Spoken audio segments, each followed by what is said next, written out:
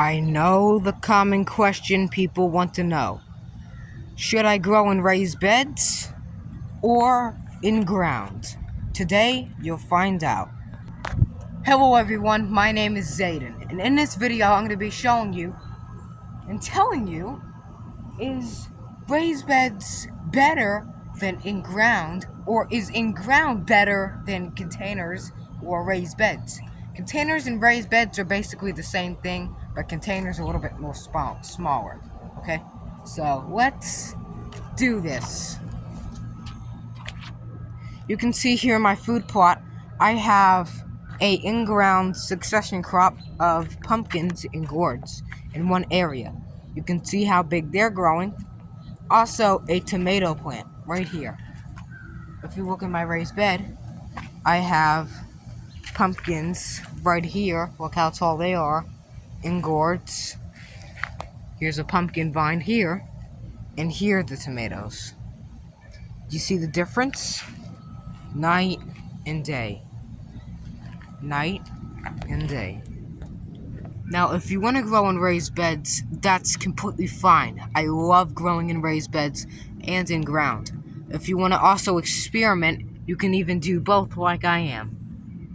To get the maximum amount of crop food, I suggest watering the plants in when needed or when the soil is dry, then give them a nice soaking of water to provide moisture, and feeding the crops also make do and works well. I've been feeding these gourds and stuff with Miracle-Gro Organic Performance Fertilizer, and it's been working great ever since. I bought this one from Amazon. Use the Performance Organic ones if you're using Miracle-Gro, because it does not have that pesticides and stuff built into it. This one has best results. You can get shake and feed, liquid feed. Now in this clip I do have normal liquid feed. You can also get shake and feed, which stores for a very long time, or normal water feed that you put on the hose. Here's the thing. This is containers, and the closest thing I have to raised beds is these pots. They're growing all different types of things in them, like different planets, and like this planet of potatoes, they're doing really well.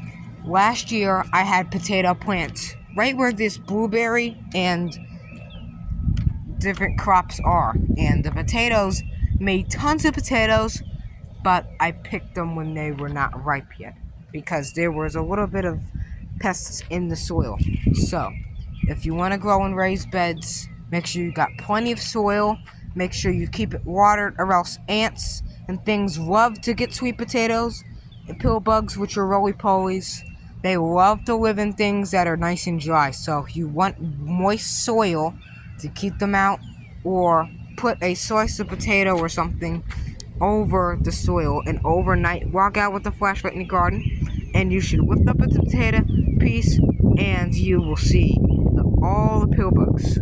All the pill bugs will come onto the potato, and you can lift the potato up and you'll find all those pill bugs. So you want to remove them from the garden, because they'll eat sweet potatoes like crazy. So if you have a drought, make sure you water really well and get rid of those things, because those are pests and they're bad. If you want to grow in raised beds as well, make sure you space out the plants if they're not companion crops. For example, companion crops are corn with pumpkins and tomatoes, or peppers with corn or tomatoes, pumpkins or squash with corn, tomatoes, or basil, and parsley with cucumbers, or tomatoes with cucumbers. Just like humans, we need companions, the same thing as a plant does.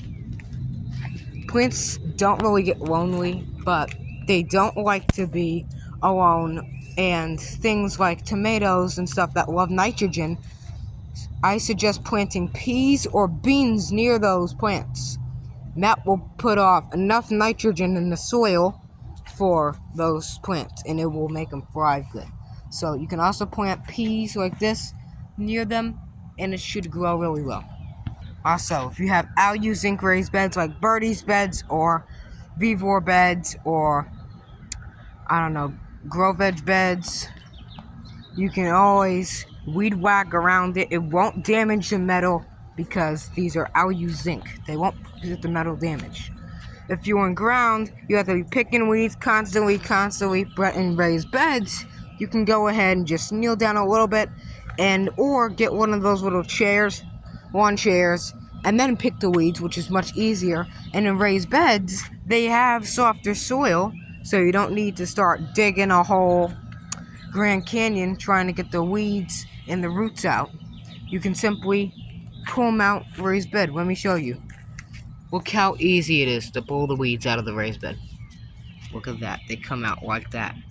So I hope you enjoyed this video. If you found the purpose in this video or found it interesting or informative, please consider subscribing, clicking that subscribe button down below for me, because that helps me heaps, and everyone will love the channel. Then go ahead and click the like button so it will boost the video into the YouTube algorithm so more people can find the video and enjoy it. Thank you for watching, and this is the truth from Reap What You Sow Gardening. Cheers!